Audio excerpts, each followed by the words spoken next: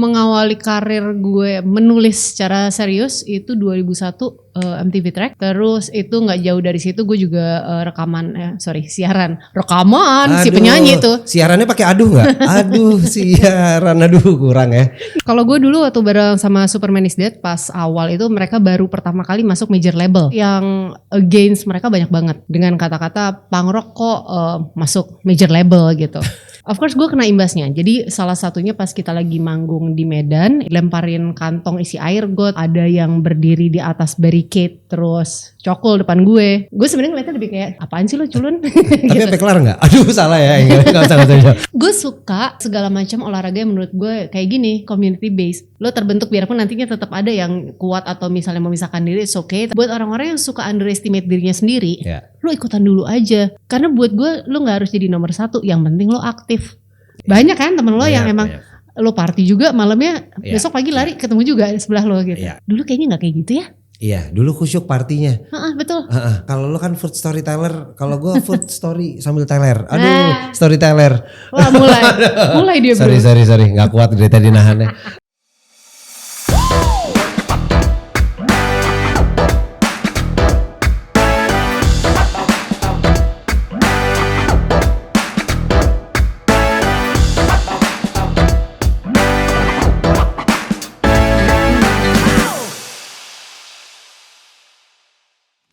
Gimana mau gue yang buka atau lo yang buka? Gue aja deh, oke. Ngobrol dulu aja, santai dulu. Oh berarti ini belum ya? Oke, ngobrol dulu santai dulu. Kalau menurut gue sih, lo rekam aja. Emang? Kalau dia kagak mulai, gue yang bukain. Lama-lama jadi take over. Sebenarnya ya gue mau nanya, ini edisi pertama bersama bukan? Ade Putri, saudara-saudara. Cuma gue lupa aja namanya apa kan. Ayo. Nggak jadi ngobrol-ngobrol dulu tadi di depan ya. Udah kelamaan ngobrolnya. Oke, sekarang udah mulai deh. Oke, ternyata udah mulai. Jadi selamat datang di 24/7 Session bareng sama gue Ardi. Kali ini gue mau ngobrol sama temen gue yaitu Ade Putri. Terus ada. Gak ada yang tepuk tangan banget nih. Gila. Perlu ulang nggak? Nggak usah ya? Nggak usah. Oke. Jadi gini deh, kita terakhir ketemu kapan sih? Hah? Baru ya. Lo apa kabar? Kabar gue sebenarnya setiap ditanya orang gue pasti jawab ya gini-gini aja. Gini-gini aja yang mungkin kata orang, tapi kan nggak gini-gini banget. Alias gue makin sering traveling, masih urusannya makan-makan. Tapi belakangan ini yang gue lakukan adalah membuat trip, bespoke trip. Jadi gue desain beberapa perjalanan. Itu bisa buat orang-orang umum, bisa group of chef. Untuk cari tahu tentang makanan tertentu atau tradisi budaya kuliner tertentu. Oke, iya pantesan ya kayak berapa kali gue kayak ngajak pergi pasti kayak nggak bisa gue tanggal segini, gue soalnya mau kesini. Terus terakhir kayak gue ajak lo kemana gitu, terus kayak nggak bisa, kalau mau minggu depan aja. Ya, tapi jawabnya kok kayak kasar gitu ya? Apa? Lu mengesankan kayak nggak bisa. Iya. Ya, tapi emang gue gitu. Emang iya. Jadi berapa kali gue ngelihat kayak story lo dan schedule lo dan lo pergi belusukan ke tempat-tempat, ke daerah-daerah dan lo nyari makanan yang otentik di situ kan. Dan habis itu yang terakhir banget lo traveling tuh kemana? Terakhir banget? Jawa Tengah. Gue ke Magelang, Temanggung, Solo, Jogja. Oke, Temanggung tuh kalau anak band ditanya kapan manggung? Kenapa Temanggung? Soalnya ridersnya ribet, jadi nggak manggung. Di Temanggung itu lo berapa lama kemarin di sana? Kemarin gue sebenarnya cuma 3 hari in total, tapi gue bolak-balik dari Temanggung, gue ke Magelang lagi, terus ke Jogja dulu, baru balik lagi Temanggung. Oke. Gue belakangan ini lagi sering ini sih, kayak di daerah Jawa Tengah tuh keliling beberapa daerah. Terus mencoba untuk lebih akrab. Karena biasanya kalau lo ngomongin liburan zaman kita sekolah gitu kan lebih yang langsung keluar Jawa. Atau kalau di Jawa tuh langsung ke kota-kota besarnya aja. Semarang, Jogja, Surabaya. Nah gue mulai mencari daerah-daerah yang sebenarnya deket kok dari tempat-tempat yang tadi gue sebutin sebelumnya. Cuma ternyata gue tuh gak banyak tahu loh tentang tempat ini. Oke. Gitu. Dan lo bawa grup? Ada sempat yang sendiri, ada yang bawa grup. Kalau yang kemarin gue sebenarnya tadinya sendiri, tapi ketemu tante-tante sama om-om temennya nyokap gitu yang diajakin ayo dong barengan. Ya udah, karena lagi sendirian kan. Iya. Orang nih udah banyak tahu lo di urusan kuliner dan ada juga yang bilang dia tuh foodies lah segala macam. Terus ada yang juga dia bilang chef. Terus ada juga ya ini seputar orang-orang yang ini ke gue ya kayak misalkan lo kenal Ade gitu. Nah terus yang terakhir yang selalu gue jawab adalah dia adalah food storyteller. Nah itu mostly orang udah tau lah yang udah kenal lo around mungkin 3 atau 5 tahun terakhir gitu. Cuma yang mau gue tanya, lo kayak dulu kan pernah di MTV Tracks ya kalau gak salah. Iya, gue tuh mengawali karir gue menulis secara serius itu 2001 MTV Tracks. Berarti as in jurnalis? Jurnalis. Oke. Terus itu gak jauh dari situ gue juga siaran. Rekaman si penyanyi tuh. Siarannya pakai aduh gak? Aduh siaran, aduh kurang ya. Gila, yang tahu kita doang. Gue siaran di female radio dulu, gue bikin acara namanya Food for Fun. Gue jadi co-host karena yang hostnya tuh satu lagi emang penyiar hariannya. Iya. Terus ya udah dari mulai siaran nulis-nulis itu gue juga mulai sering ngirim tulisan gue ke beberapa media. Berarti lo as in jurnalis juga, lo liputan juga. Betul. Dan lo siaran juga. Berarti lo udah instead of sekarang lo profesinya sebagai food storyteller, dulunya lo ada di area permusikan ya ternyata ya. Ya kalau yang di MTV Tracks-nya itu menulis musik of course karena itu majalah lifestyle ya. Iya. Gue pun waktu lagi MTV Tracks itu gue juga lagi jadi road manager Superman is Dead, band punk rock dari Bali. Gue jadi road manager mereka tuh kayaknya sekitar 8 tahun. Abis itu udah selesai gue juga di Seringai, road manager juga hampir 9 tahun. Oke, berarti keseharian lo sekarang nih yang lo belusukan ke daerah-daerah untuk ngulik makanan ternyata udah lo lakuin dulu untuk urusan ngeband. Bawa band kemana-mana segala macam gitu ya berarti ya. Betul. Jadi kayak bawa grup gitu lo ya akhirnya udah cukup ada exercise lah ya zaman dulu. Yeah. Coba bedanya dulu anak band, sekarang lo bawa grup untuk bawa tamu. Berkuliner gitu. Betul. Kan. Kalau bawa band gitu ya maksudnya itu kan lo ngurusin orang gitu kan.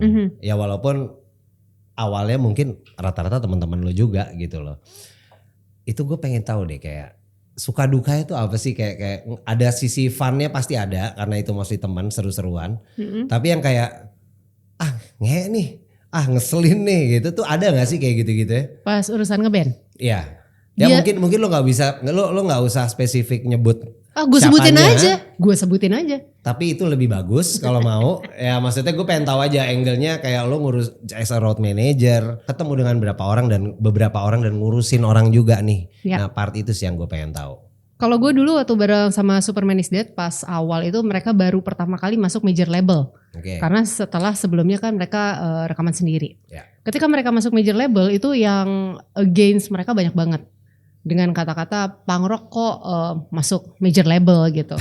Terus of course gue kena imbasnya. Jadi salah satunya pas kita lagi manggung di Medan, itu masih baru banget ya mereka masuk Sony. Itu dilemparin dan lain-lain. Dilemparin kantong isi air got. Ada yang berdiri di atas barricade terus cokol depan gue.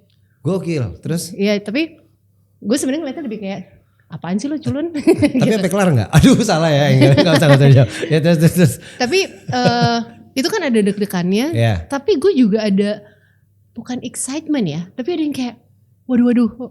Lebih lucu. Karena ini anak-anak gue di atas panggung. Mereka bukannya takut dilemparin malah ngeles gitu.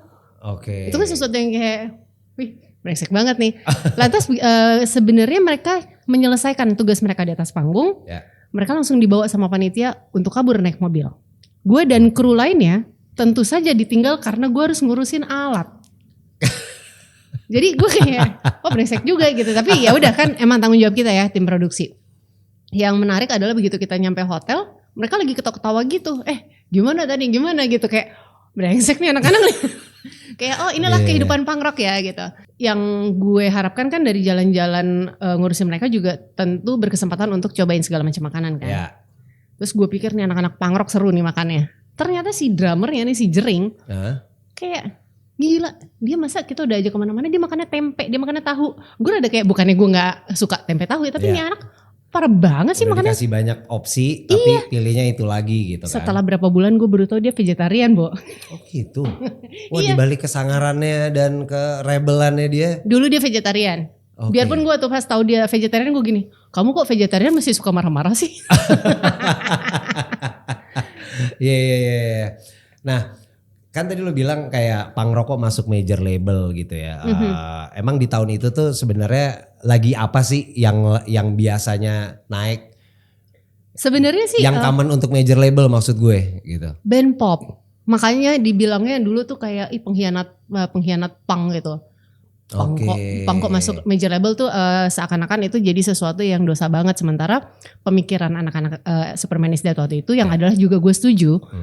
Kalau lu bisa bergain dengan baik, sebenarnya lu bisa mendapatkan deal yang oke dengan major label.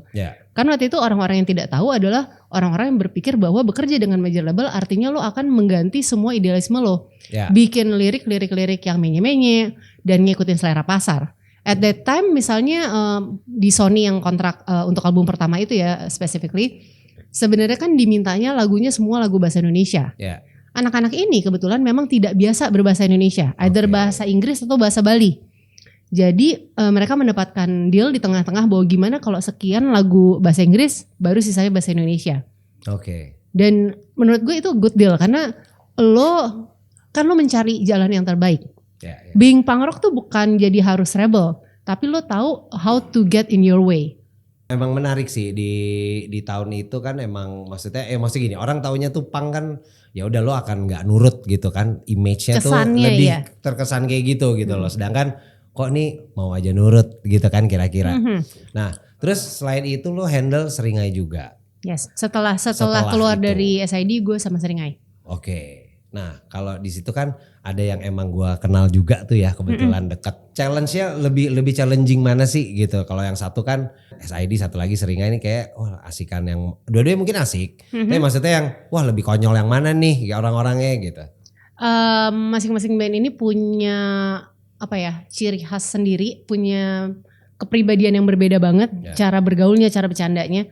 Gue sebenarnya bisa masuk sama dua-duanya, tapi gue sama Seringai itu ngerasa kayak ini apa yang kalian lihat di vlognya mereka gitu atau misalnya lo dengerin podcastnya, emang kayak gitu, segenuine itu, sekonyol itu, sepintar itu, segala macam yang mereka lakukan tuh gue suka kayak gila ini kayak lagi di setting gitu. Bercanda-bercandanya menyenangkan. Jadi bahkan di luar urusan panggung kita masih sering pergi bareng. Bukan yang kayak udah ya kelar urusan panggung udahan. Kita tuh masih suka di Jakarta nonton bareng atau makan ya sesuatu. Even kadang-kadang si Aryan aja suka gue ajak pijit. Pijit yuk gitu. Pijit tuh kadang-kadang suka gue kerjain di waktu itu pernah kita bawa ke salah satu tempat pijit keluarga gitu. Terus gue bilang, "Mbak, itu dia dilulurin ya gitu." Aduh. Terus dia kan kayak apaan sih lo? Enggak, lulurin bau melati. Iya. Apa enggak pijit plus yang mijitnya gini plus gitu. Aduh kurang ya. Terus udah gitu abis gue kerjain gitu kan ditanya ini mau sebelahan. Oh iya kita suami istri kayak ditahi. Jadi akhirnya sebelahan tapi akhirnya kita bisa gosip. Sambil dilulurin. Kalau SID gue nggak ada yang gue kenal. Dan kalau Seringai ya tentulah kita pernah bareng bahkan waktu itu ke Bangkok.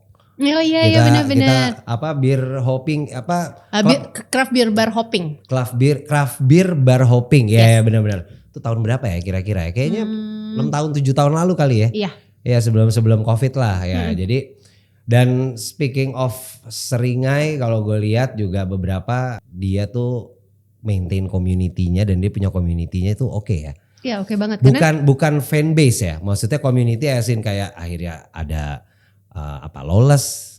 Terus habis itu kan ada partnya mereka semua tuh gitu ya sampai sekarang di F&B tuh ada lah bar, dia punya Lawless juga. Terus habis itu ya again ya mungkin gue nggak tahu SID ada apa enggak, cuma yang jelas kalau gue lihat ya seseru itu ya emang kalau si Seringai dia punya banyak macam tempat tongkrongan gitu kan. Betul.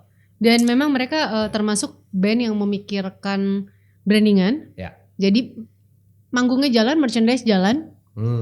Itu kayak semua udah jadi satu kesatuan. Kita bisa lihat kalau misalnya gue lihat ada beberapa artwork entah band lain atau produk apa, gue langsung ini Seringai banget nih. Either lo mengidolakan si Seringainya atau Aryan mungkin gitu. Pasti jadinya kayak gitu. Jurnalis udah, terus habis itu lo penyiar juga udah, terus lo roadman juga udah, lo ngurus-ngurusin orang juga. Nah dari situ lo mulai dari tahun berapa lo menjadi food storyteller? Kan gini, gue menulis makanan secara profesional dari tahun 2001. Oke. Artinya itu pas masuk Trax ya. Ya. Kenapa gue bilang secara profesional dapat duit? Ya. Kalau ada red cardnya. dulu belum sampai red card, tapi udah kayak ya kalau mengirimkan tulisan ini dibayar sekian ya. Gue udah dapat itu gitu. Dari tahun 2001. Tapi kalau menjadi culinary storyteller itu kan gue self branding ya. Supaya gampang aja orang recognize gue. Karena kalau dibilang apakah Anda food blogger? Kebetulan saya tidak punya blog Pak. Gitu. Jadi gue nggak punya, gue bukan food blogger karena sekedar gue nggak punya blog aja sih. Terus gue waktu itu menamakan culinary storyteller 10 tahun yang lalu. Tepatnya waktu itu ada Ubud Food Festival. Terus gue diundang lah ya jadi tamu di situ. Judulnya apa ya, kan lo harus membuat profil diri sendiri. Ini dia, gue bikin aja sendiri culinary storyteller. Kelar. Waktu gue dengar kata-kata food storyteller atau culinary storyteller itu gue ngerasa kayak apa ini cuma dia doang gitu loh. Nah tapi sebenarnya tuh emang profesi yang emang udah ada sebelum-sebelumnya atau emang ini nih lo jadiin kategori penulis buat dan bukan review ya mungkin. Karena kan lo menceritakan macam-macam nih tentang makanan dan asal-usul makanannya gitu kan. Nah ini nih lo yang bikin apa sebelumnya tuh emang udah ada sih si culinary storyteller? Namanya. Kalau namanya nggak ada. Tapi sebenarnya pelakunya ada. Orang-orang yang tidak self claim kayak gue kan anaknya self claim. Ya gue duluan aja gitu. Tapi maksudnya almarhum Pak Bondan Winarno, dia seorang penulis apapun ya, dia bukan cuma penulis makanan, tapi menurut gue dia adalah seorang culinary storyteller. Dan ada beberapa orang yang menurut gue dia tidak menulis, tapi mereka storyteller dengan caranya sendiri. Contoh ada salah satu teman gue namanya Jero Yudi dari Dapur Bali Mula di Desales, itu dia lewat masakan. Ketika dia masak, dia akan menceritakan makanannya, dia menceritakan kayak bagaimana makanan itu diterima oleh warga dan lain-lain. Dia culinary storyteller, tapi nggak self claim, nggak kayak gue. Tapi it's a good idea sih. Akhirnya lo mungkin menciptakan nama itu dan lo mengklaim itu dan yang pasti yang sebelumnya dari yang sebelum lo udah ada, cuma dengan beda dengan nama itu ya. Nextnya the next Ade Putri lah akan gue food storyteller juga nih atau culinary storyteller juga gitu. Maksud gue ya it's a good idea banget sih emang kalau ya akhirnya jadi pada tahu lah gitu. Ada nih profesi itu sekarang gitu. Nah balik lagi misalkan lo bawa grup gitu ya. Gue udah masuk sekarang nih lo as in food storyteller dan sekarang lo sering belusukan ke daerah-daerah di Indonesia gitu kan cari something unique. Nah gue pengen tahu mirip gak sih sama lo handle anak-anak band? Beda banget. Tapi ini sebenarnya miripnya adalah gini. Ketika gue handle anak bandnya gue udah kenal. Yang gue tidak akan tahu adalah nanti gimana panitianya nih. Apakah dia bisa cater apa yang gue sudah ajukan di riders atau enggak. Nah sama ketika kayak gue lagi mau belusukan kemana. Kadang-kadang kan lo berharap kayak mungkin ada sesuatu yang oke kali ya gitu.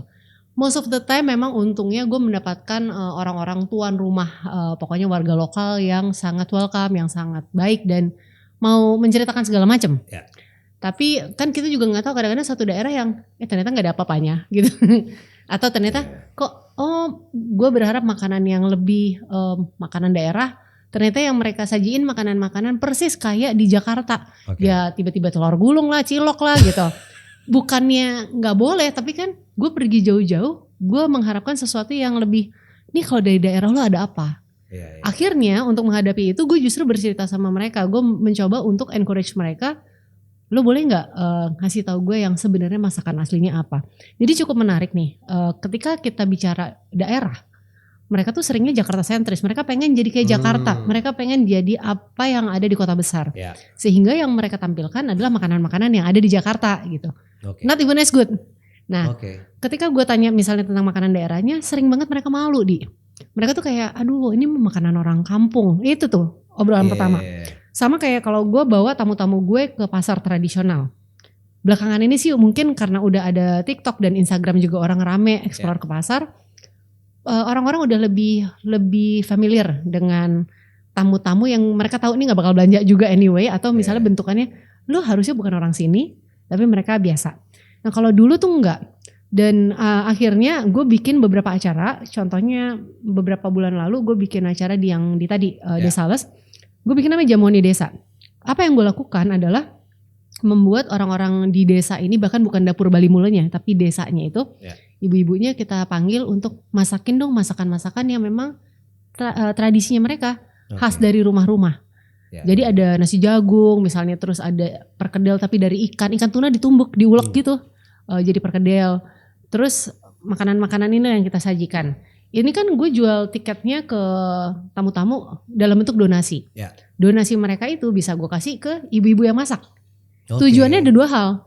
Jadi yang pertama adalah memperkenalkan si makanan-makanan daerah itu dari Desa Les itu ke orang luar. Karena seperti ini, orang-orang dari Bali tuh banyak yang datang dan sebagian besar dari mereka bahkan kayak, iya nih aku belum tahu makanan ini, belum tahu makanan itu. Sama-sama dari Bali. Tapi karena ini khas desa itu. Lantas tujuan kedua gue adalah si ibu-ibu dari daerah itu mengingat value makanannya. Jadi jangan sampai mereka menggantikan dengan makanan yang lebih kota, lebih modern. Bukan yang gak boleh, masa sih mereka gak boleh makan atau masak-masakan yang ada dari kota besarnya. Tapi jangan sampai mereka lupa, ini nih jangan sampai punah gitu. Kadang kan ya Indonesian food tuh luas banget kan. Kadang kayak kita secetek taunya kayak rawon Jawa Timur, tapi Jawa Timur sebelah mananya? Ada 2 versi kan kayak kalau nggak salah setahu gue gitu, kayak ada yang versinya Surabaya sama apa gitu ya kalau nggak salah. Terus habis itu ada mungkin makanan-makanan lain yang emang sebenarnya lo taunya hanya di kota-kota gedenya doang nih.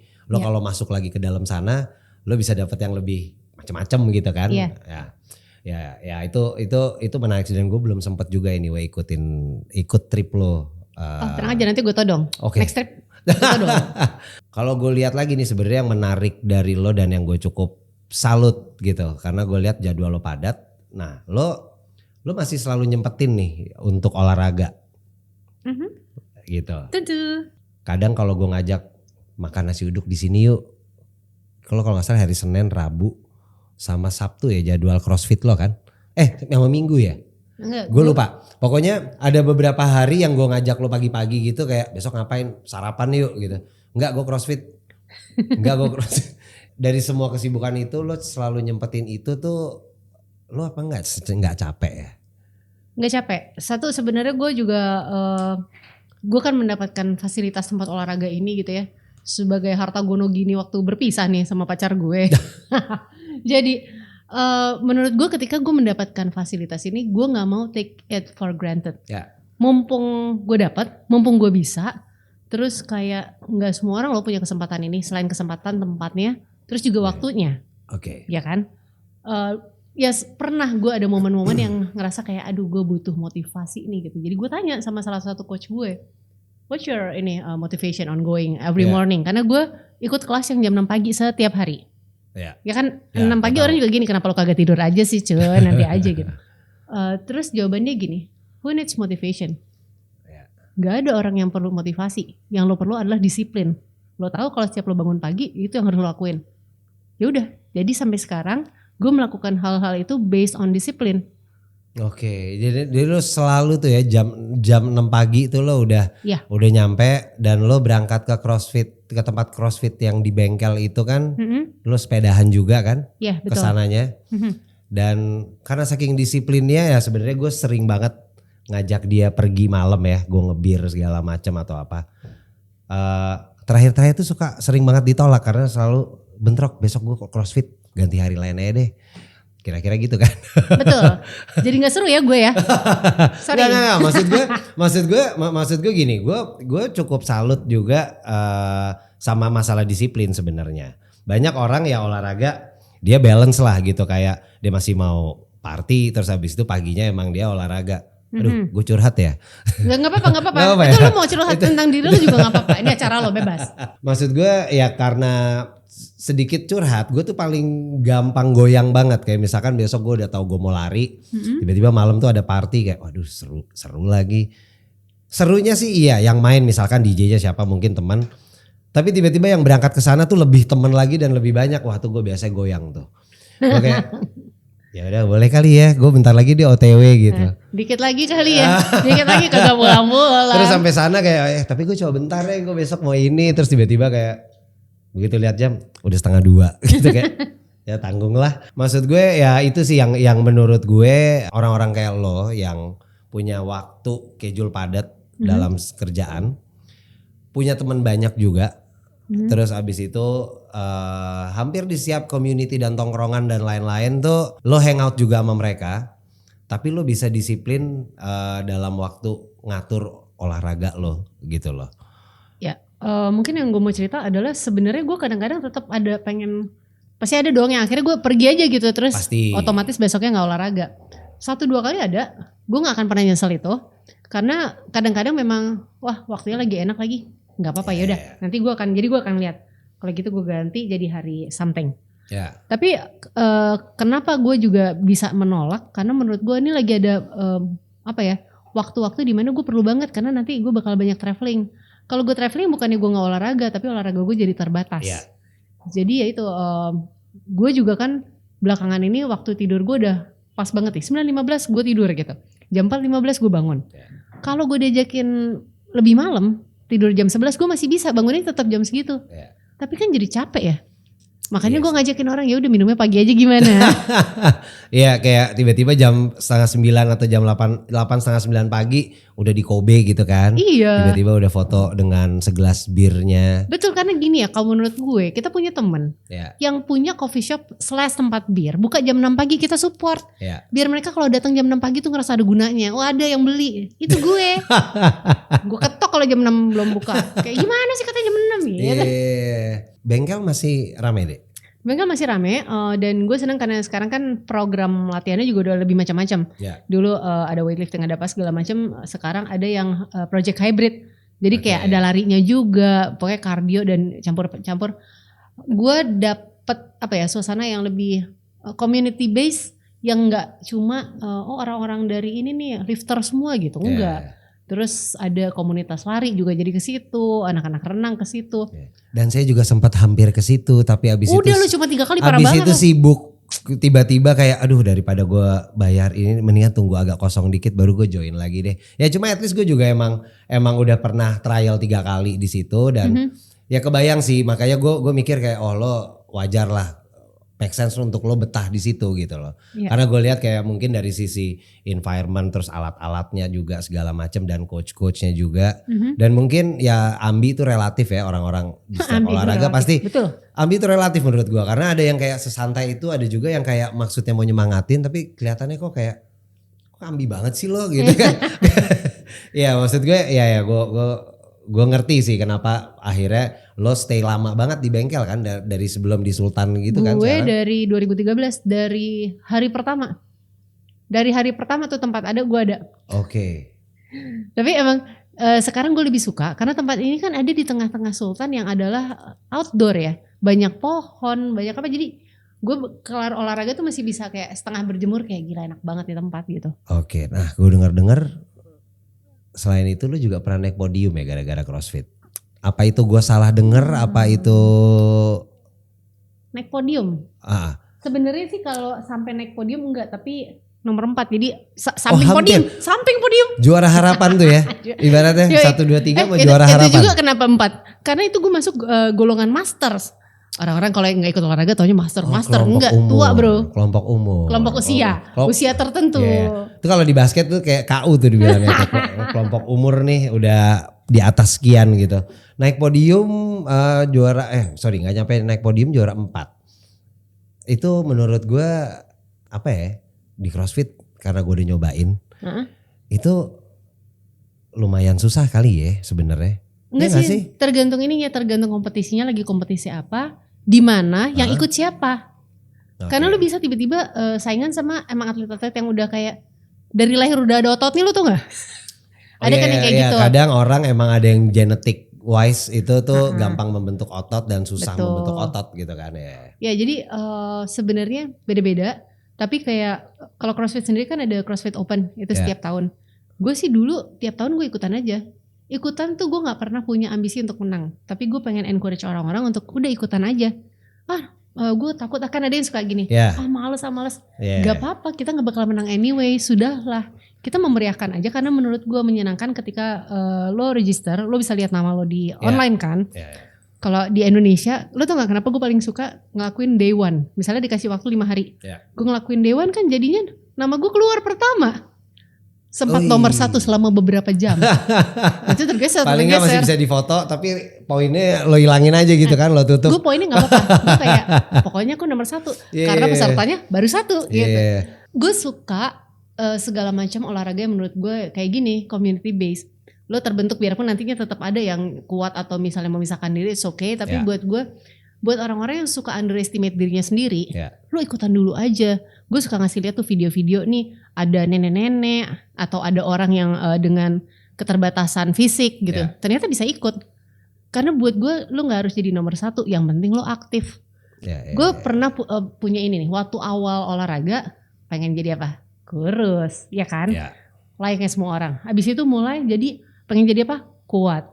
Kalau sekarang mindset gue cuma pengen jadi sehat. Gue cuma ngerasain kalau misalnya gue lagi di tempat tidur, gila 1 jam mainan handphone. Gue lihat nih kalau gue di bengkel, gue udah 1 jam sih udah ngerjain segala macam. Itu yang pengen gue ingetin orang. Lu tidak perlu mau jadi kurus, mau jadi gemuk kayak apapun, tapi yang penting lo sehat, fisik and mental. Ya.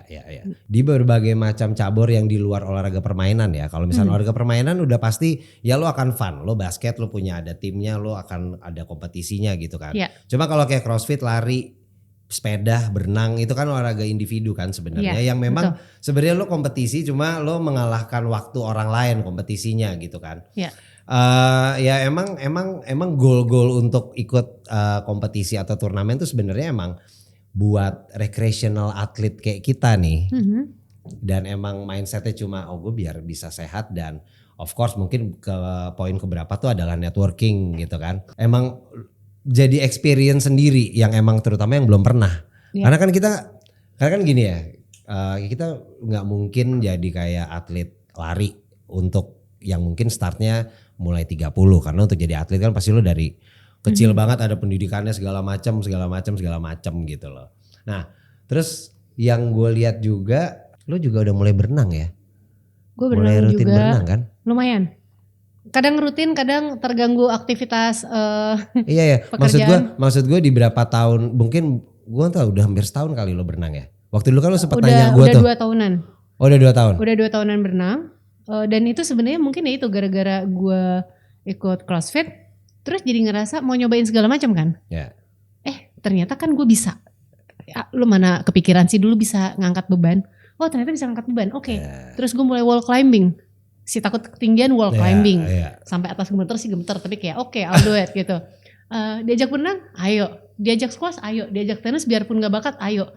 Gue nyoba aja semuanya. Karena menurut gue yang hariannya gue akan tetap nih weightlifting. Tapi gue jadi punya apa ya, punya niat untuk mencoba segala sesuatu yang baru. Iya dong, masa nanti kalau misalnya lo lagi di daerah mana gitu adanya badminton, ya udahlah biarpun gak pinter-pinter amat diajakin mau. Iya sih. Emang makin banyak opsi tuh menurut gue ya gini, kadang kan kita olahraga tuh bisa ada momen jenuhnya. Gitu kayak misalkan mungkin lo CrossFit ada titik mungkin sesekali kayak aduh gue minggu ini lagi aduh nggak dulu deh, kayak mostly biasanya yang habis ikut turnamen. Kayak misalkan kalau lari habis pada maraton langsung kayak gue nggak lari dulu seminggu, tapi lari gue mungkin tipis-tipis aja gitu. Nah ya memang variasi untuk beberapa cabur yang buat diikutin sama teman-teman buat either lo buat high doang kayak atau akhirnya lo dalam. Ya itu emang menurut gue perlu banget sih gitu. Dan kalau olahraga raket waktu itu kita juga pernah squash bareng ya. Iya. Dan abis gue beli raketnya, lu gak latihan lagi. Nah obrolan gue yang mau gue lanjutin ini adalah sebelumnya saya mau minta maaf. Setelah Anda beli raket. Bisa banget loh. Paguyubannya langsung minta dibubar. Minta maaf di acara podcast sendiri. Iya, tapi itu seru banget ya waktu kita rutin main squash ya. Maksudnya itu kan dapat teman baru dari olahraga baru. Terus dari beberapa teman yang dari squash itu, gue ketemu lagi misalnya gue sepedahan, dia lagi lari. Itu ngebentuk apa ya, pertemanan gue akhirnya beneran bisa dari mana-mana. Urusan makanan iya, dari sepedahan di jalan ketemu orang juga. Tapi ya itu ternyata olahraga juga. Bahkan kadang-kadang, Dek lu kenal sama si ini? Pas gue liatnya siapa ya? Oh ya ampun, ini sebenarnya kita pernah olahraga bareng di sebuah gym di Bali misalnya. Random karena lu jadi ngobrol dan berteman aja gitu. Tapi ya kalau dipikir-pikir kan kita dari dulu ya sepedahan ya. Zaman dulu saya jadi Kang Kopi. Oh iya betul. Terus abis itu kita sepedahan sama ya Lucky lah, sama beberapa teman-teman kita yang lain lah ya. Sampai ingat gak kita pernah ada periodenya sering banget naik sepedanya tuh malam, kelar sholat isya kalau lagi bulan Ramadan, sholat taraweh. Terus pasti yang kayak pergi makan. Iya makannya gila. Ke Senen. Iya ke kita Senen. Makan ke Senen nasi kapau itu kayak menjelang sahur. Abis itu sempet-sempetnya kita mampir ada salah satu coffee shop tuh di Casablanca. Di Casablanca kita masih sempetin ke situ dulu. Baru abis itu kita balik tuh. Iya. Tuh gokil sih. Kayak, yang dulu lu gak masuk angin ya? Aduh surprisingly enggak lagi ya. Kita udah gitu besoknya malam kemana lagi nih. Kayak gak ada habis-habisnya gitu ya sepedaan. Nah terus habis itu nextnya kita mulai lagi terus squash gitu kan. Squash yoi. Kita mulai lagi squash gitu ya. Tapi maksud gua sepedahan sih emang masih satu hal yang apa ya. Untuk commuting ya. Lo kan menjadikan itu sebagai transportasi. Cuma ya tipis-tipis ada workoutnya lah gitu kan. Mungkin ada workout. Gue gak tau. Gue pernah dibilang sama orang, ala lu gak olahraga tuh kayak gitu. Ya gak apa-apa. Gak apa-apa juga kalau menurut lo ini gak olahraga. Iya, tapi gue salut ya sama lo di saat orang beberapa udah dikit-dikit ganti sepeda nambah ini, lo masih loyal dan masih sayang sama sepeda aku dengan sepeda itu gitu. Sepeda gue ini gue dapet dari Rocket waktu itu yang ngebangun Lucky sama paman Rangga, hadiah dari mantan gue. Terus kenapa gue pakai ini terus? Emang karena satu, begitu orang mau ngasih gue sepeda atau lain-lain, kan sekali pakai cuma bisa satu ya. Jadi ngapain gue punya sepeda lebih dari satu? Terus karena ini udah lo pakai bertahun-tahun, ukurannya, posisinya udah enak. Gue setiap dipinjemin ada sepeda yang lebih mahal, lebih wah gitu. Terus kayak ya gue tahu sih ini mahal gitu, enak tapi tidak senyaman sesuatu yang sudah kita pakai bertahun-tahun. Makanya gue pernah ketemu beberapa teman lama gitu, gila deh masih pakai itu aja. Ya udah enak banget. Yang pernah gue ganti itu hanya si apa namanya yang buat si stangnya gitu. Oh handlebarnya. Terus wrap itunya. Bar tape-nya terus bahkan itu si saddle-nya aja belum gue ganti. Iya si Brooks coklat itu ya. Orang kalau misalnya nanya itu gue udah berapa kali ganti ban. Gue ganti ban tuh kurang dari 7 kali.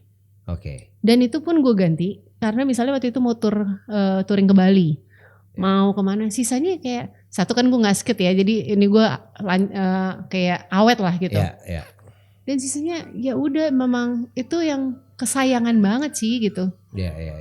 Gue nggak bakal kalau orang nanya, lu mau nggak beli sepeda baru merek yang sama? Kalau gue sampai beli berarti nih sepeda harus out karena gue nggak mau punya 2. Iya. Nah, gue baru ingat juga. Tadi lo bilang tur ke Bali. Nah, itu yang tadinya tuh gue mau nanya. Lo udah pernah tur ke Bali itu bareng sama Daging ya? Kalau Daging, Nirina, Ernest, sama Nirina, Bahar, ya dan beberapa teman lain. Sama beberapa teman lain. Nah, itu tuh lo bisa punya nyali untuk tahu nih gue akan goes ke sana nih. Yang pertama gue pengen tahu kok nyali lo gede juga gitu ya. Walaupun gue tahu akan ada safety-nya segala macam, kayak misalkan ada mobil yang buat supply ini itunya kalau misalkan. Oke, gue jelasin. Gue mulainya itu karena keBM-an gue, keabsurdan gue. Gue tulis status di Facebook gue. One day I'll ride my fixed gear from Jakarta to Bali one way. Terus yes, one way. Karena gue pikir kayak kenapa enggak? Menarik aja. Ada satu teman gue umurnya ada 60 something at that time. Yang dia naik sepeda ontel Bandung, Bali, Bandung. Oke. Ya itu menurutku kayak wah banget. Lu gimana? Gue nanya, lu sama siapa? Sendirian? Dia memang anak Bikers Brotherhood. Yang kalau kemana-mana dia punya teman lah. Dimanapun bisa untuk nginep. Pertanyaan gue itu, kalau lagi tanjakan gimana? Gue kebayang naik sepeda ontel. Dia bilang ya jalan aja deh. Terus kayak oke. That's a good idea. Kenapa enggak? Makanya gue tulis. Dari situ beberapa tanggapan orang-orang kayak mau ikut Standar Wacana. Yang beneran mau ikut adalah Ari Daging yang bilang mau oke, gue mau ikutan. Dia reply gue itu dari rumah sakit abis pasang ring. Lah, harusnya nggak pegang handphone, dia ngumpetin handphone, balas-balas itu. Emang bener tuh anak tuh. Iya, gue denger sih tuh yang kayak wah gila, dia kan bukannya baru abis. Nah katanya memang kalau abis pasang ring katanya kayak tune up. Katanya jantung baru. Aduh, kayak abis turun mesin. Katanya. Gila. Pokoknya pas gue tanya lu aman nih gitu-gitu. Oh aman nanti gue setiap berhenti tinggal laporan ini ke dokter yang adalah teman kita si Abi. Tapi pokoknya dari dia ikut terus akhirnya bertiga. Terus terakhir seminggu sebelum berangkat jadi berempat. Oh oke nih berempat, oke ya jalan gitu. Di tengah jalan ada Nirina sama Ernest, gue pikir mau nganterin daging. Ternyata ikut. Dan emang dia itu bawa mobil karena bawa anak-anaknya. Oke. Kalau tadinya sih nggak ada plan sama sekali. Mobil. Iya, jadi hari kedua gue udah mulai, wih boleh juga nih kita taruh aja kali pannier di situ tas kita ya, ngurangin beban lah gitu. Dramanya apa tuh waktu lo di jalan itu tuh?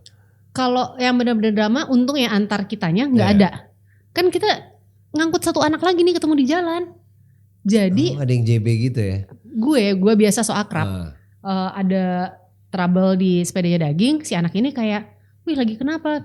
Pokoknya gue tanya-tanya, emang kamu mau kemana? Lagi mau pulang ke Batang di Pekalongan. Sama siapa? Sendirian aja tante gitu. Hah sendirian, lo mau tidur di mana? Nanti ada di camp apa gitu. Gue bilang udah lo ikut sama kita. Main ajak-ajak aja, gue lupa kalau kamar gue sharing.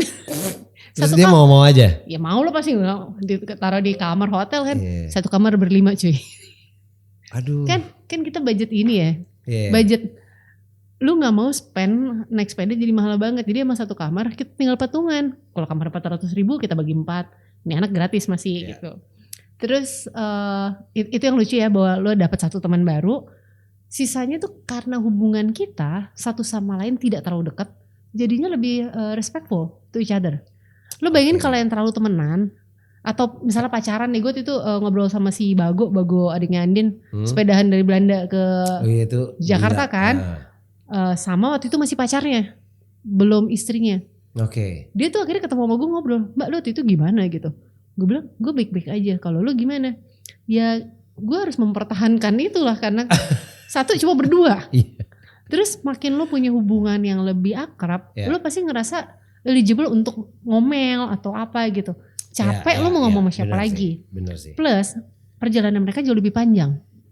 Dan mereka benar-benar yang bisa di beberapa poin mereka harus buka tenda.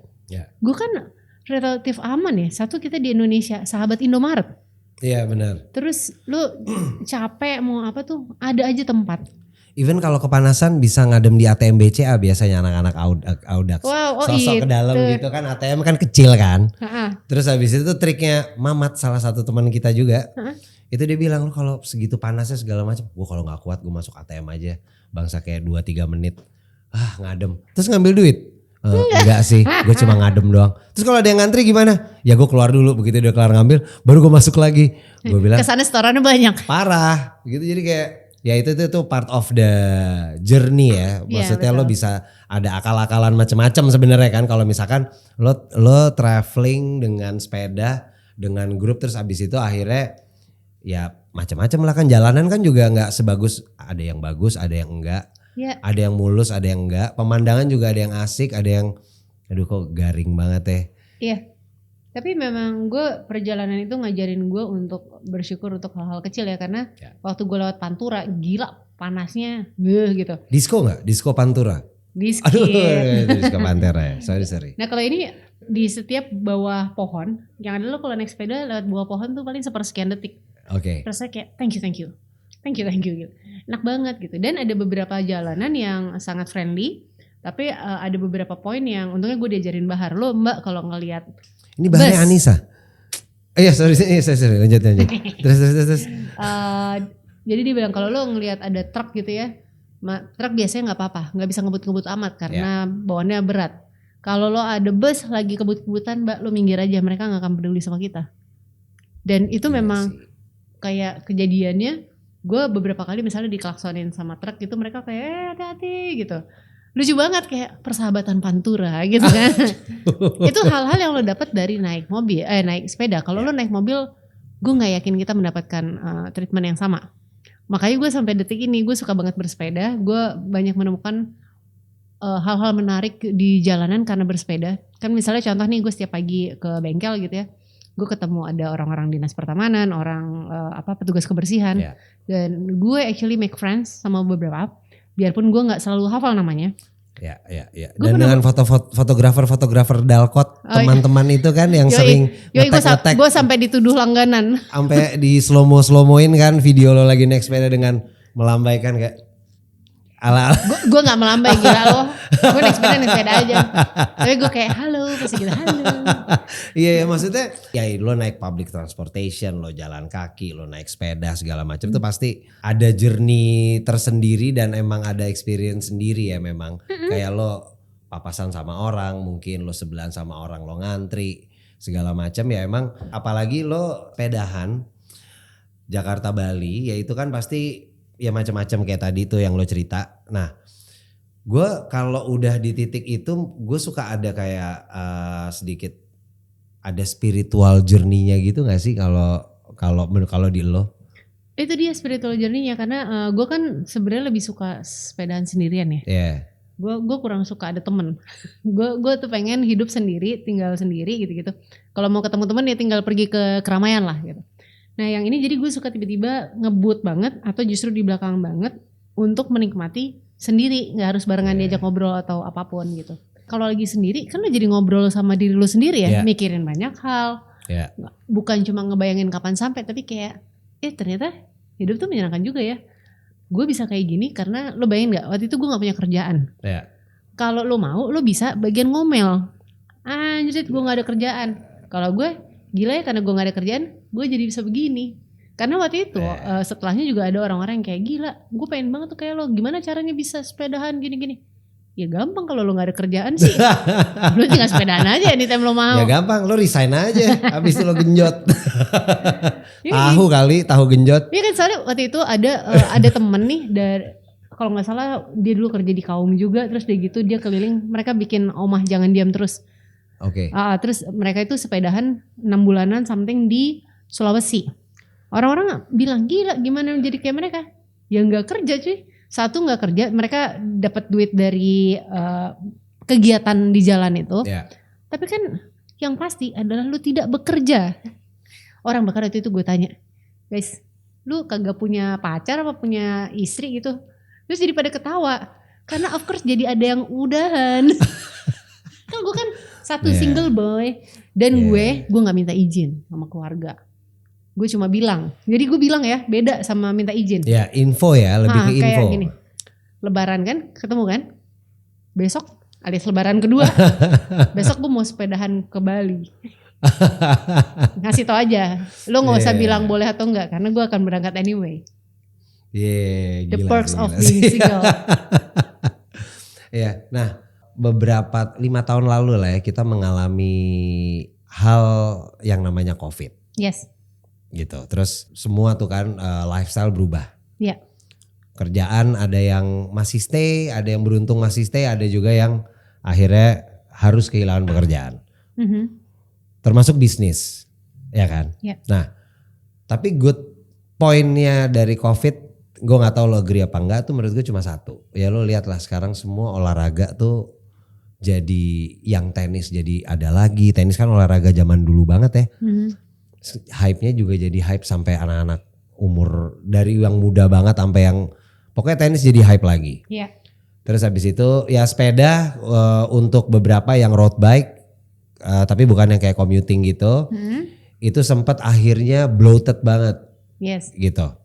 Ya intinya semua olahraga deh gitu ya. Maksud gue kalau menurut lo tuh yang lo lihat scene olahraga di Jakarta tuh kayak gimana sih? Maksudnya scene-nya tuh lebih kayak gimana, community-nya lah segala macam. Gue pengen tahu aja nih dari angle lo. Gue ngelihatnya trend base ya. Berdasarkan pertemanan. Satu temen lo yoga semua. Satu temen lo padel semua. Tapi menurut gue it's a good thing. Gue mungkin tidak akan melakukan hal-hal yang lagi trendy. Tapi gue senangnya bahwa dengan orang-orang Jakarta tuh pada dasarnya FOMO ya, apa yang dilakukan orang mereka melakukan. Ya kita bawa ini ke hal yang baik. Iya dong. Lo kan kalau misalnya angkatan gue sekolah mah misalnya FOMO jelek satu angkatan gitu kan. Tapi ini tiba-tiba semua berlapis-lapis umur dari kalangan apapun olahraga semua. Kalau kita ngomongin Car Free Day let's say 12 tahun lalu sepi kan. Enak banget, gue sih suka ya. Terus sekarang kalau Car Free Day misalnya dibilang nyebelin, lumayan nyebelin karena rame banget, kotor, banyak jajanan. Tapi mainnya apa? Emang itu kan jadi hiburan. di luar hiburan orang tuh berkegiatan aktif. Kalau mungkin dulu hari Minggu cuma tidur sampai jam 9, goler-goler nonton Doraemon. Akhirnya enggak, sekarang mereka bangun jam 6 pagi, mungkin bawa stroller jalan anaknya, entah idenya adalah mau ngeceng atau ngapain terserah. Tapi at least aktif. Buat gue lo keluar, kena matahari, ketemu orang lain, regardless apa niat lo, itu adalah sebuah permulaan yang baik. Jadi dulu kan kita sempat ada obrolan waktu zaman fixed gear tahun 2011-an, 2012 ya. Nah itu kan orang bilang paling tren doang, which bener tren doang. Habis itu hilang. Habis itu ada tren lagi ya gara-gara COVID itu ya, road bike dan lain-lain. Pokoknya sampai toko sepeda kosong. Paling sebentar. Gue juga punya ide yang sama. Paling sebentar aku lihat-lihat seperti fixed gear dulu. Ternyata enggak. Ternyata jalan terus biarpun akhirnya misalnya mereka berubah jadi lari, jadi apapun olahraganya. Buat gue ini orang-orang ini jadi aktif banget. Menyenangkan. Bahkan banyak orang yang kayak lo ya kan, lo pekerjaan lo di kehidupan malam nih, nge-DJ dan lain-lain gitu. Terus ada teman kita kayak si Bule gitu, urusannya dia mixologist yang kerjanya di bar, tapi dia anak lari juga. Gue lihat orang-orang nih udah, kalau dulu kesannya gini, yang party-party, yang olahraga, ini dua entitas yang berbeda. Ini sekarang ternyata bisa jadi satu. Banyak kan temen lo yang emang lo party juga malamnya, besok pagi lari ketemu juga sebelah lo gitu. Yang maksudnya jadi balance semua kan. Itu kan bagus ya, maksudnya kayak dulu kayaknya nggak kayak gitu ya. Dulu khusyuk partinya. Betul. Lo kan kalau lo kan food storyteller, kalau gue food story sambil teller. Aduh, storyteller. Wah, mulai dia bro. Sorry, nggak kuat dari tadi nahannya. Ini kan sebenarnya pembahasan kalau sama lo nih menariknya banyak sebenarnya yang bisa kita bahas gitu. Nah, kalau gue lihat sekarang tuh nightlife atau enggak misalkan scene yang malam itu lagi cukup agak kegerus. Nih gue dengar ya, agak kegerus dikit sama scene pagi gitu. Scene pagi maksud gue lebih yang olahraga. Gitu. Nah maksud gue ya balik lagi dari yang tadi lo bilang gitu. Jadi orang emang either dia balance atau dia emang benar-benar cut abis malamnya. Jadi dia kayak mungkin kalau dia mau minum lebih cepat waktunya. Waktunya terus habis itu jam let's say jam 6:30-an udah balik karena kayak gue besok jam 6:30 harus padel nih gitu. Gue harus lari nih gitu. Maksud gue ya ini jadi banyak banget yang ke situ gitu loh kayak pekerja malam kan tuh nggak harus mungkin DJ atau performer atau apa ya. Kayak misalkan lo bikin event dari sisi vendor-vendor dan lain-lainnya itu adalah pekerja malam gitu loh. Ngelihat scene olahraga gede banget kayak sekarang nih apapun olahraganya ya, tinggal nanti bergantian aja kan tuh. Ya itu emang lumayan jadi warna banget ya. Orang jadi bisa nggak boring gitu kan. Dan gue ngerasa standar di hidup apapun akan menyesuaikan. Siapa tahu nanti trennya jadi semua bar yang dulu happy hour jam berapa sampai jam berapa sekarang siang. Jam 2 sampai jam 4 happy hour. I'll go. Iya kan? Semua kalau lo lihat apa yang dulu terjadi sekarang pasti ada berubah-berubahnya. Budaya orang dulu nonton TV kan sekarang udah diganti sama layar handphone masing-masing. Nonton acara dari screen, ya kan? Berarti ini juga mungkin yang kalau kita ngomongin budaya minum, ya itu bergeser. Kalau gue sih makanya gue menggeser lifestyle gue sendiri. Minumlah dari pagi. Iya dong kalau orang early bird drinker. Early beer. Next lo ada trip apa lagi? Trip kemana lagi? Selain Bali dan Jawa Tengah, lagi-lagi Jawa Tengah. Gue lagi banyak explore itu, sama nanti gue akan ada ke belusukan di Sumatera Utara. Koras lah. Bukan cuma Medan tapi daerah sekitarnya. Terus bakal ke Manado juga. Gue pokoknya kayak belakangan ini gue mulai ketergantungan sama perjalanan deh. Makanya kalau ternyata kayak gak ngapa-ngapain, gue bisa yang cuma naik KRL ke Bogor, beli apaan terus balik lagi. Kayak gue cuma pengen pergi. Ya standar lah orang gak kerja. Enggak lah, maksudnya kan lo, ya maksud gue waktunya enaknya bisa lo kontrol sendiri dengan profesi lo ini kan. Betul. Gitu lo bisa pilah-pilah dan sekalinya lo berangkat sekalian /traveling juga ngelihat suasana baru gitu kan. Iya. Selain kayak tadi nih, lo kan misalkan traveling gitu ya. Berarti lo fix nggak olahraga during kayak waktu lo trip misalkan ke Melbourne deh waktu itu. Lo ke Australia terus misalkan ya nggak cuma di dalam Indonesia aja ya, misalnya di luar negeri gitu. Lo nyempetin juga nggak sih kayak ada gue cari tempat gym atau apa gitu, atau gue berenang deh gitu? Sebenarnya gue kemana-mana biasanya bawa baju renang ya. Sambil ngecekin dulu hotelnya dapat yang ada kolam renang nggak. Tapi Australia dingin cuy. Saya tidak kuat. Terus akhirnya ya udah gue paling banyak jalan. Dan gue kan bukan tipe yang kayak akan punish bahwa abis gue makan gue akan menghukum diri gue dengan lari atau apa. Gue sih enggak. Karena menurut gue gue tetap aktif jalan. Ya udah cukup. Memang tidak akan seberat olahraga yang gue lakukan kalau gue lagi di Jakarta. Tapi standar yang ada di tas gue kalau lagi traveling di koper gue itu band, rubber band gitu yang cuma buat olahraga. Karena nggak mungkin kan ya lo menghabiskan kuota koper yang cuma berapa kilo itu. Kan saya naik ekonomi ya.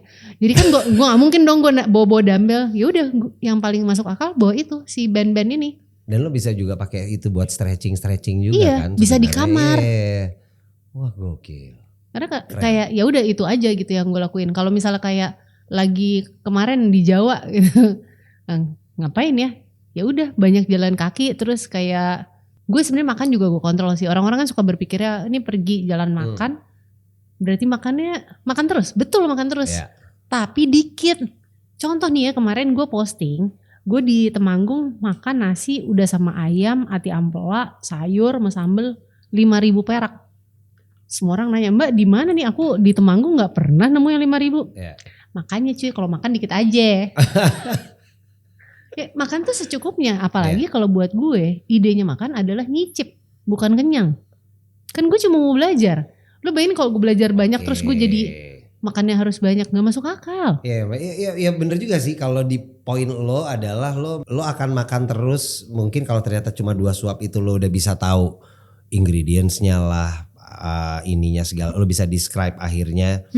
Ya berarti emang gak perlu banyak ya. Kalau kayak gue kan gue makan karena lapar dan doyan. Tahu gue kelihatan dan sih. Either enak atau enak banget. Karena gue appreciate sama yang masak sebenarnya. Jadi kayak gue jarang tuh bilang kayak gila ini gak enak. Jarang parah bisa kehitung pakai jari lah dalam setahun yang gue makan gitu. Yang pengen gue tanya adalah masalah kayak lo yoga juga gak sih atau pilates? Dulu kan kita pernah tuh lo gue invite waktu gue bikin acara yoga di Salihara ya kalau nggak salah, yang yoga pakai DJ itu. Nah maksud gue DJ-nya lu. Oh ya kebetulan. Terus deh gitu, lu masih lakuin juga nggak tuh? Masih lakuin yoga nggak? Gue yoga kadang-kadang, pilates kadang-kadang karena tante kos gue juga kebetulan instruktur pilates. Oh iya betul. Jadi kenapa gue banyak juga melakukan itu in between? Karena gue tahu fungsinya. Gue kan anaknya sangat tidak sabaran, sangat tidak mindful. Yoga itu pun gue pilih biasanya yang flowing supaya masih tetap bergerak. Kalau yoga-yoga yang justru banyak diem itu menurut gue membutuhkan kesabaran yang sayangnya gue belum punya.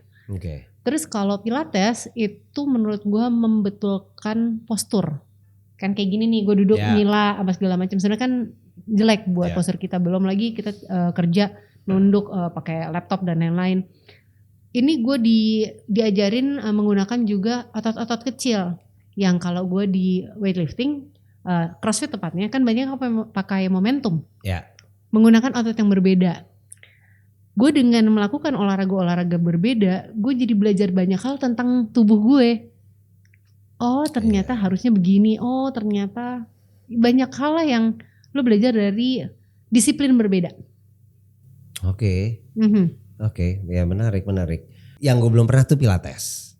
Sekali doang gue pernah nyoba. Cuma gue pengen coba rutinin. Cuma emang masih cukup pricey buat gue.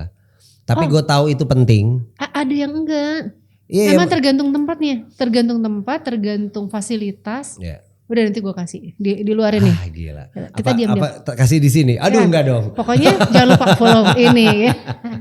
Aduh ya. Terus musik, olahraga dan kuliner itu kan semuanya tuh lo lakuin gitu. Dan itu tuh passion lo bukan sih? Atau salah satu dari 3 itu yang passion banget tuh yang mana? Kuliner. Karena gue bilang, gue dulu selalu bilang sama orang, musik adalah pekerjaan gue. Tapi kalau kuliner adalah passion. Bedanya apa? bedanya ketika gue bilang itu passion, kalau sampai gue nggak dapet duit dari situ juga I'll still do it. Oke. Gue memang dari hati mengerjakan itu. Kalau musik, biarpun gue suka banget musik, tapi gue berharap ada duitnya dari situ. Oke. Oh karena nyokap juga masak juga ya? Nyokap masak. Lontong kikil. Iya kan? Yoi. Kikil itu kan. Lontong kikil sama rawon. Yoi, rawon Atkinson lagi. Waduh. Emang orang-orang tahu? Ya itu yang main Mr. Bean. Iya oke. Harus dijelasin kita. Iya sorry. Oke, kalau harus pilih salah satu nih, lo pilih yang mana di antara 3 tadi? Of course yang passion dong. Yang passion ya. Karena sebenarnya biarpun gue bilang gue namanya passion, gue rela nggak dibayar kalau untuk itu. Tapi biasanya dengan passion akhirnya akan mendatangkan sesuatu yang bernilai juga secara rupiah maupun dolar. Setuju. Ya, gue pun kalau apa yang gue lakukan itu passion gue, mau lagi jelek, mau nggak dibayar, mau bayarannya gede dan lagi bagus, ya gue nggak akan down sih, gue akan kayak gas terus aja. Karena kita gitu suka loh. kan. Bahkan kalau kayak cuma passion dibantuin, bantuin gue dong di, gue nggak ada tuh kayak, ya udah gue segini ya, ya udah gue gas aja dulu gitu kan. Curhat belakangan ternyata anjing gak dibayarnya. Gitu. Enggak. Iya. Nah, ini mungkin ada pertanyaan cukup terakhir nih buat gue. Cukup terakhir apa terakhir? Cukup terakhir. Oke. Karena takutnya masih ada lagi. Gue pengen tahu 3 band kesukaan lo sama 3 makanan kesukaan lo. 3 band kesukaan gue tuh maksudnya bisa dari mana-mana kan? Mau lokal, mau luar. Gue suka banget Red Hot Chili Peppers. Itu nomor 1. Apa tuh dari 3, 2, 1? Enggak ada ininya sih, enggak ada peringkatnya. Oke. Pokoknya yang kayak top 3 lo lah ya. Gue banyak hafal lagu mereka gitu kan. Oke. Pearl Jam sama Metallica. Wah. Oke. Sangar ya. Metallica sih menurut gue kalau diantara rock metal masih cukup pop ya. Iya sih, kayak Bedil Karomawar itu kan. Iya bu. Tapi gue memang karena dari gue kecil gue udah dengerin Metallica, jadi gue familiar sama semua lagunya. Biarpun yang lain juga Slayer gue suka, tapi Metallica tuh kayak gue hafal semua gitu. Lo suka Pearl Jam? Aha. Iya. Terakhir gue ke Melbourne, ke Sydney tepatnya buat nonton itu. Oke, keren. Bisa pas gitu ya ada. Nah terus kalau makanan, 3 makanan yang lo paling suka, mau makanan Indonesia, ya gue nebak-nebak pasti akan yang lo sebut makanan Indonesia ya. Ember. 3 makanan yang paling lo suka. Ada makanan Bali namanya lawar, bisa dibuat dari apapun. Itu biasanya sayur yang dicincang dan ada sedikit dagingnya. Ya. Dari apapun. Terus kalau dari Manado, woku, terserah mau woku apapun. Habis itu gue suka makanan berkuah sih. Tidak secara spesifik kayak sop buntut atau apa, tapi makanan berkuah ternyata makanan nyaman gue. Iya lagi gue juga. Iya kan kayak gue suka ngajak lo makan soto kan. Iya, lu pernah tahu sego godok gak? Sego godok tuh lu tau mie godok kan? Ya. Mie rebus. Ternyata mereka tuh juga punya sego godok, nasi yang direbus instead of mie. Nah gue suka punya trik makan, karena makan gue sebenarnya gak sebanyak itu. Jadi kalau pesen 1, makan setengah, sisanya dibungkus. Itu besoknya kan udah jadi banyak ya, udah jadi gendut tuh nasinya. Iya. Enak banget cuy, tinggal panasin. Gue tapi belum pernah nyoba sih. Ntar one day perlu dicoba. Dari profesi lo dan dari apa yang udah lo lakuin, perjalanan hidup lo, teman-teman lo segala macam, network lo gitu. Lo tuh ada role model gak sih?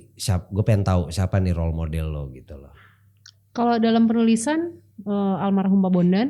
Okay. Tapi dalam hal lain selain Om William Wongso, gue appreciate siapapun yang gue pernah temuin, karena masing-masing dari mereka sebenarnya, jadi gue nggak bisa bilang kayak role model. Masing-masing dari mereka tuh menginspirasi gue, ngasih ilmu gue dalam bentuk yang berbeda-beda. Kalau misalkan waktu itu kan lo pernah jadi tour guide-nya Gordon Ramsay ya, dan itu maksudnya kan satu dunia tahulah siapa dia gitu loh. Dia tokoh masyarakat di dunia kuliner gitu loh. Okay. Nah, experience apa yang lo dapat waktu lo ngajak dia belusukan ke daerah-daerah di Indonesia?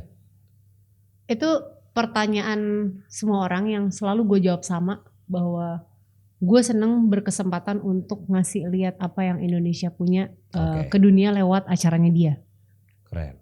Itu salah satunya. Di luar itu adalah hal-hal yang spontan. Karena ada beberapa momen kan biasa itu kan nggak pakai skrip ya. Iya. Terus misalnya udah pokoknya ada nanti kamu akan bawa ke sini. Ada satu tempat ini kita masuk ke gua, naik perahu gitu kayak sampan gitu kan. Oh oke, bareng sama dia dan gue belum pernah kesana. Yang pernah kesana kan tim yang reki, ya kan. Ternyata waktu mereka reki itu airnya masih agak bawah. Waktu gue naik airnya tuh meluap gitu loh. Jadi pas kita masuk ke gua, loh kok kayak nggak ada ininya nih. Mau kemana? Kok berhenti di situ? Oke. Terus gue gini, merunduk gitu. Gue menunduk aja, itu spontan karena kan gue lihat kamera bingung ya. Nanti gimana nih kalau aku tanya-tanya, bos gimana bos gitu. Jadi kita merunduk sambil dia nanya, kita mau kemana? Terus gue gini, tenang aja. Padahal dalam hati gue juga kayak anjing gue nggak tahu nih keluarnya di mana. Udah di luar brosur. Di luar brosur. Itu adalah hal-hal yang menurut gue menarik. Terus juga ini lagi-lagi depan kamera kan. Jadi ada kail. Mereka kan ceritakan kita mau mancing. Mancing kayak udang di sana gitu. Terus adek, can you get me itu the worms? Kasih nih satu toples isi cacing. Cuy gue jijik banget ya kan. Terus gue lihat, terus bagaimana caranya gue tetap keren di depan kamera, gue gini, you can pick yourself. Sorry gue jijik. Tapi beda ya sama waktu itu lo kayak pernah makan either cacing apa ulet ya waktu itu ya? Gue pernah makan ulet sagu di different occasion. Oh itu berarti masih gini lo sama si ulet sagu itu gak jijik tapi. Kata siapa gue gak jijik cuy. Gue tuh pokoknya segala macam yang bentuknya kalau jalan nyuk gitu gue kayak gitu. Tapi lagi-lagi ada di otak gue kan gini, kita tuh harus belajar. Jadi gue harus makan ini untuk kepentingan orang banyak karena gue harus bisa menceritakan.